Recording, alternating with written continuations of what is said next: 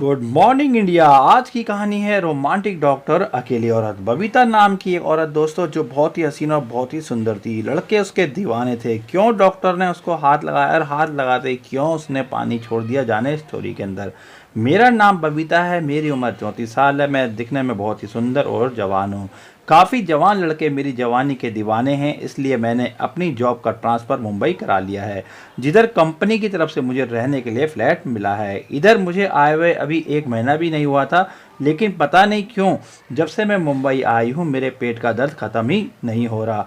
शुरू शुरू में मैंने सोचा शहर बदला है, पानी हवा बदल जाती है, इसलिए मेरा शरीर सूट नहीं कर रहा, अपने आप ठीक हो जाएगा। लेकिन अब दर्द बढ़ता जा रहा है। मैंने अपने पड़ोस से पूछा, कोई डॉक्टर है यहाँ पे? मेरा पेट ठीक नहीं हो रहा। पड़ोस वाली भाभी बोली, कल दोपहर को गली के कोने में एक डॉक्टर का क्लिनिक है, तुम उसको दिखा लेना। यह बात सुनते ही थोड़ा मुझे शांति मिली और पड़ोस वाली भाभी ने मुझे चूरन दिया, जिसको मैंने गर्म पानी में खाया। उससे थोड़ा सा आराम मिला। अगले दिन मैंने अपने जॉब की छुट्टी ले ली और दोपहर होते ही उस डॉक्टर के पास पहुंच गई। देखा उसके क्लिनिक पे कोई भी पेशेंट नहीं है, वह अकेला बैठा है और उसकी उम्र 23 से 24 साल लग रही है।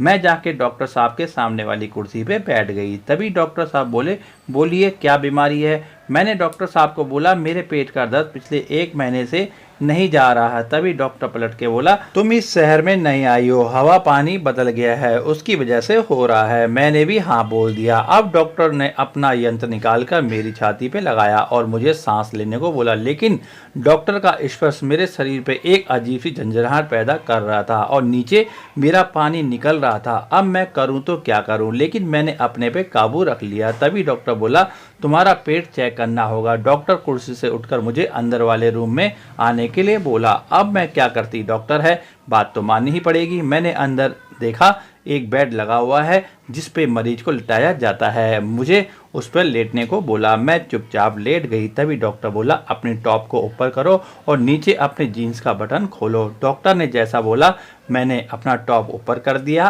और नीचे जीन्स का बटन खोल दिया। डॉक्टर ने अपने दोनों हाथों से मेरे पेट को दबाना शुरू कर दिया। कुछ देर दबाने के बाद बोले, तुम्हारे पेट में सूजन है, ठीक हो जाएगा। लेकिन मेरा ध्यान डॉक्टर की बातों पे नहीं, उसके हाथ लगने को महसूस हो रहा था और नीचे मेरी पैंटी गीली हो रही थी। तभी डॉक्टर एकदम से बोल पड़ा, तुम्हारी पैंटी गीली कैसे हो गई? अब मैं क्या बोलूं, मेरे अंदर का रोमांस वाला भूत चल रहा है। लेकिन मैंने डॉक्टर को मुस्कुराते हुए जवाब दिया, मेरा पानी अपने आप गिर जाता है। तभी डॉक्टर बोल पड़ा, यह तो बेकार बीमारी है, इसका तो तुम्हें दिखाना होगा।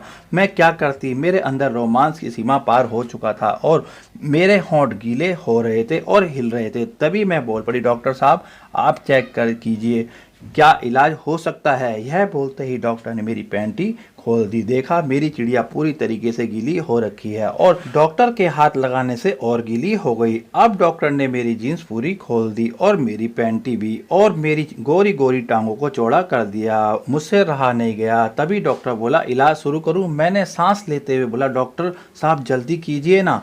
डॉक्टर साहब ने अपना पप्पू मेरी चिड़िया के खेत में डाल दिया और उसकी खुदाई शुरू कर दी और खुदाई के साथ साथ मेरे गुब्बारों को भी प्यार करने लगे। अब मैं डॉक्टर के साथ रोमांस की चरम सीमा पर पहुंच चुकी थी और मैं बोल रही थी, डॉक्टर साहब मेरी चिड़िया को इतना पानी दो कि उसकी प्यास बुझ जाए। यह सुनते ही डॉक्टर ने खुदाई और तेज कर दी और उसने मेरे लिप्स पे प्यार का पैगाम दिया। यह रोमांस और प्यार अगले 35 मिनट तक चलता रहा। 35 मिनट के बाद मुझे बहुत ही सुख महसूस हुआ और मैंने सुकून की सांस ली। अब मैं और डॉक्टर साहब कपड़े पहन के बाहर आ गए। डॉक्टर साहब बोले, मेरा इलाज कैसा लगा आपको? मैं शर्माती हुई बोली, आप बहुत ही अच्छा इलाज करते हैं और मरीज की बीमारी को पकड़ लेते हैं।